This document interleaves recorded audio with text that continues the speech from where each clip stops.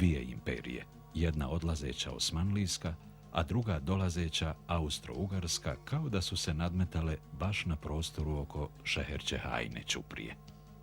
Velikim zgradama nova vlast želi da pokaže svoju superiornost, jer pravno Bosna i Hercegovina je još uvijek dio Turskog carstva.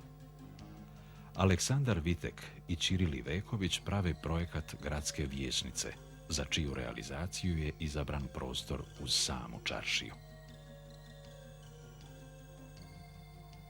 Ali baš na tom mjestu živi tvrdoglav čovjek koji ne želi da proda svoju zemlju i kuću. Pregovara se, ubjeđuje, ucjenjuje.